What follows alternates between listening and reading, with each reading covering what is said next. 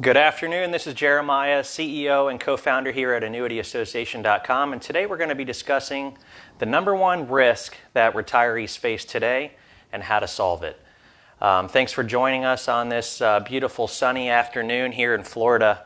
I don't know where many of you are hailing in from, but myself, I'm really glad to be indoors. Today's high was in the 90s, and I debated this morning when I woke up, I was either going to shave my head or shave my beard, and as you can see, if you've watched any of our previous videos, I elected to do number two. So anyways, glad you're having a great day out there, and I'm excited to share some valuable info for you to hopefully give you some education on solving the number one risk that retirees face today. So the number one risk is longevity risk. Now, the definition of longevity risk is basically the overspending or outspending of your retirement savings or nest egg due to living longer than expected. So today's generation of retirees are living significantly longer than just the previous generation before, and it's really incredible the advances in medicine and technology on how much they've really influenced the life expectancy in general. So according to the Society of Actuaries, in 2014 they did a study and updated their tables, and they have the average age or life expectancy for a male in the United States at 86.6 years, and for women at 88.8 years. Now, the interesting stat there, right below it, and I know that this is probably a little more difficult to see than I'd prefer, but for spouses, out of baby boomers with spouses, there's a 60% chance that one of them will live to be past the age of 90. So when it comes down to planning your retirement and more importantly your financial retirement, the key here is hedging a plan that's going to hedge these risks. So if you have an average age of 86.6 and 88.8, we recommend in retirement planning to make sure that your plan has a horizon minimal of 95 years and preferably up to 100 years. And you'll see in financial planning, still a lot of the financial advisors out there, and no offense to them because a lot of them are using the same software, but a lot of the software's automated features or settings have the life expectancy, or at least the planning horizon, to age 90. And that's just simply not long enough.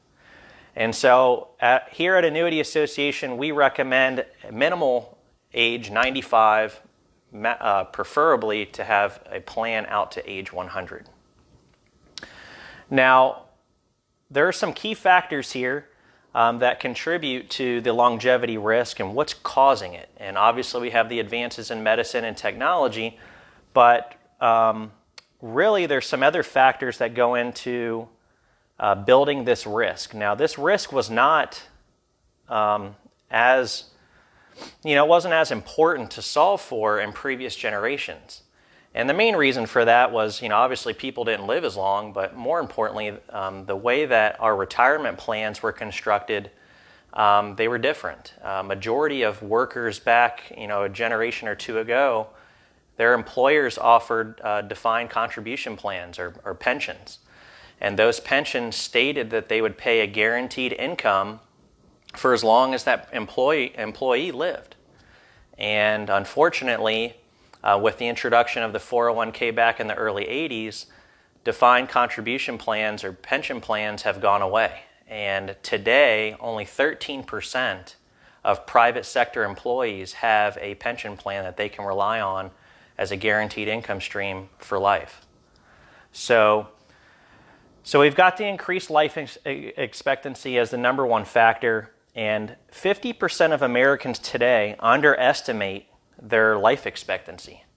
And, not really sure why that is, but, I see it every day.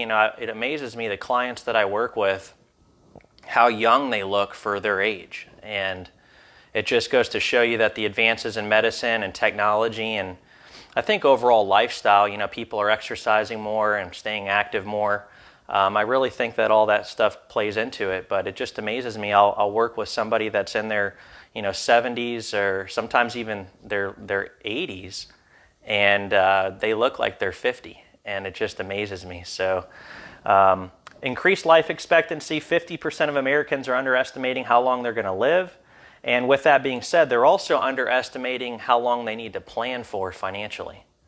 And so, we always recommend, again, 95 years of age minimum, and preferably up to that 100-year mark. We talked about the reduction in pensions, and only 13% of private sector employees have in pensions. The second factor that's going into the longevity risk is more people than ever before, when they're approaching retirement or have recently retired, they're leaving their money in the market, or at least the majority of their money in the market. And, why that is, I'm not too certain. The only thing that I can understand with that is that people are using they work their entire career with these 401ks and their money being in them, and I don't think that they understand the risk that's involved with being in a 401k, and so therefore they just leave it there. And while that's a great place while you're in the accumulation phase, when you're entering retirement, the number one priority is making sure that we solidify your nest egg and reduce risk. And so what's creating the potential of outliving your savings is the fact that a majority of people are leaving their money in the markets too long, and they're not tying up or shoring up their income streams or their other foundational pieces of their retirement plan. And the next thing they know, they experience a market loss or a recession even, and unfortunately it has a detrimental impact to their nest egg, and it's really, you're out of options at that point because you're no longer working and your income is dried up. In addition to leaving the money in the market, the other risk that comes along with 401k or market risk in general is what we call sequence of returns risk. And basically, we're going to have a whole nother segment on sequence of returns risk, but basically what that is in a nutshell is when you are retiring or approaching retirement, or maybe you've recently retired, the sequence of returns, either leading up to retirement within 5 years of retirement or just after retiring. What I mean by that is, let's say you retire this year, and next year you still have a majority of your money or all of your money in the market, and the market has a down year, and overall the market loses 10%. Well, you've just lost 10% of your nest egg if all of it was exposed to the market. And then the following year, or the second year of retirement, you lose 8%. And then the following year after that, you lose 13%. Well, the first 3 years you've had a loss in the market while you've been retired. That really compounds the effect of your overall nest egg and the longevity of it. What's different there is that when you're in retirement, you no longer have your income stream from your employer to allow you to reinvest in the market and buy when it's down and counteract those losses. So when you're in retirement and you're relying on your nest egg that's in the market as a source of income, and you have a loss of your nest egg in the market, you've also just had a loss of your income. And there's no real way to make that money back because you don't have your employer salary anymore.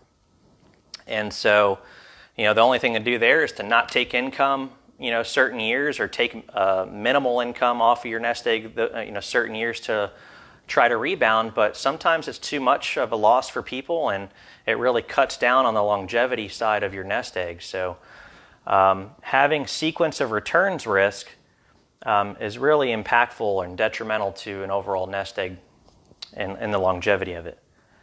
Now, number 3 here, I've just kind of elaborated. It's the longevity risk is a multiplier of all of the other financial risks of retirement. And the reason for that is it's simple. It's the longer you live, the more opportunity there is for you to experience some type of other risk, whether it be market risks or sequence of returns risks or tax risks or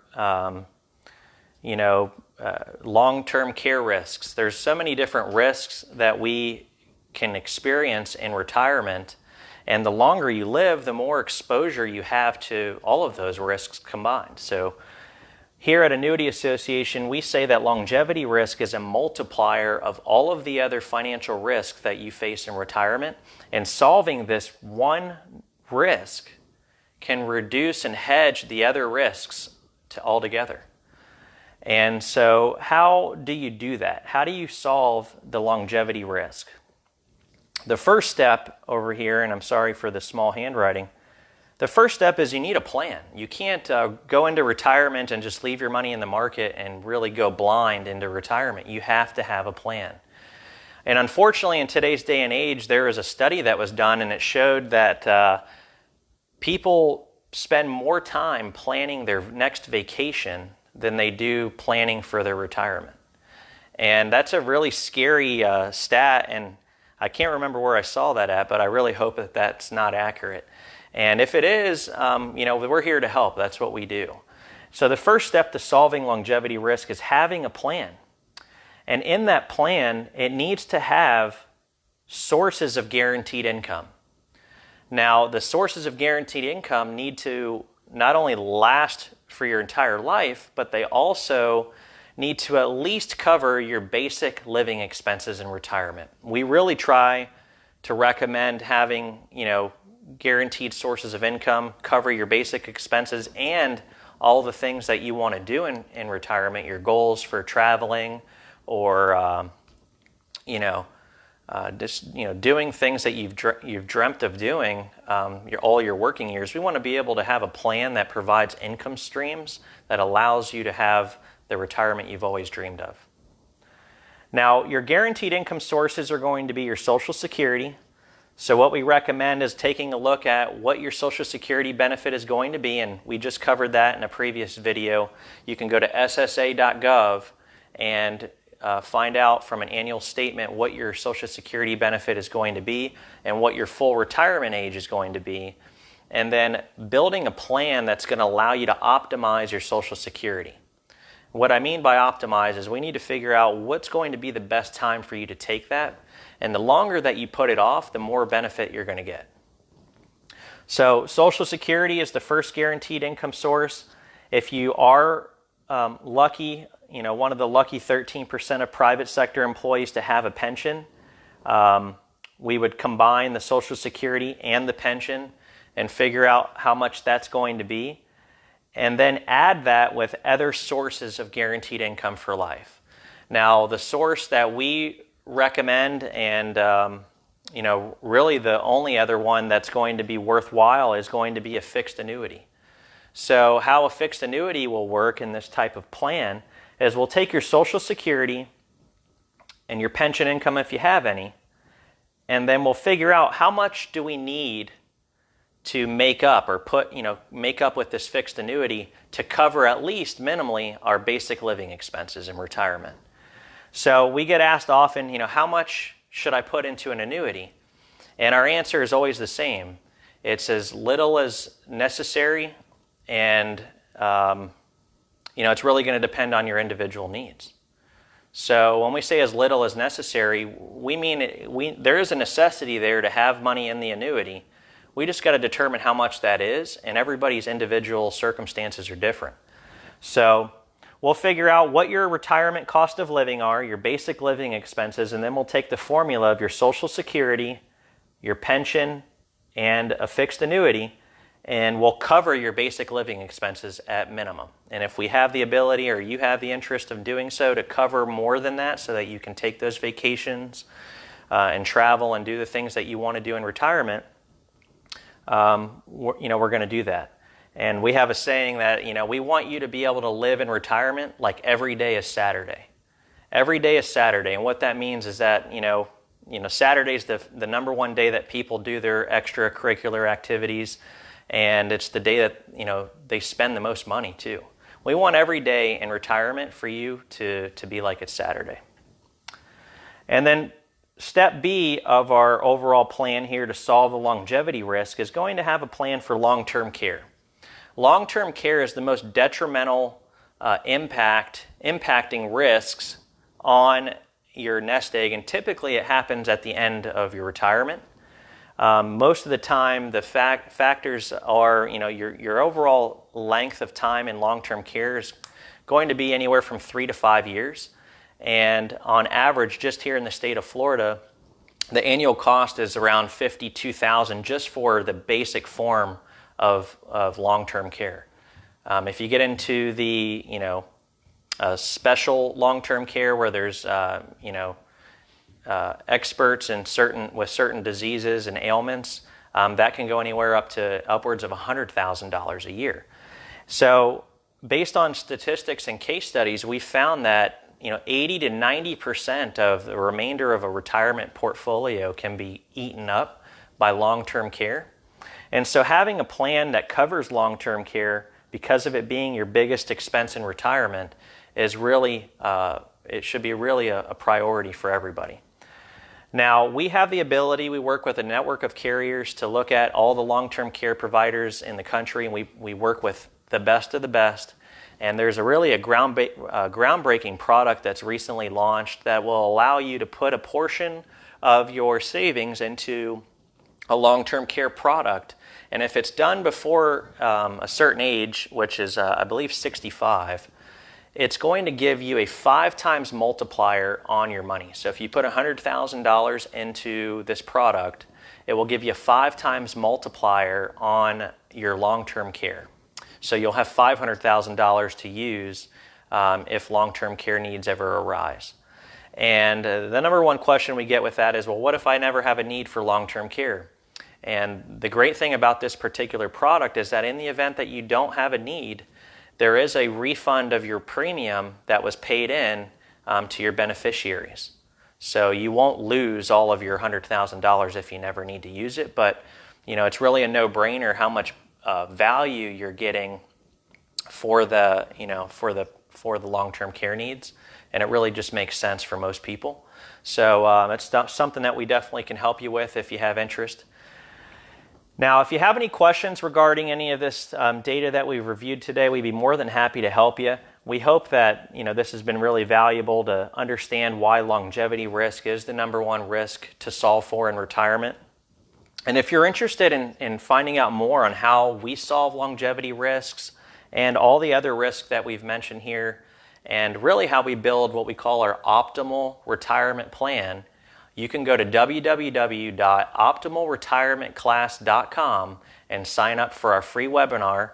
The webinar is broadcast several times throughout the day, so you'll be able to register for a date and time that's convenient for you. And if you have any questions in that webinar, we'll be more than happy to answer those for you. But we appreciate you tuning in and watching this video today, and we look forward to serving you in retirement. Hope you guys have a great day.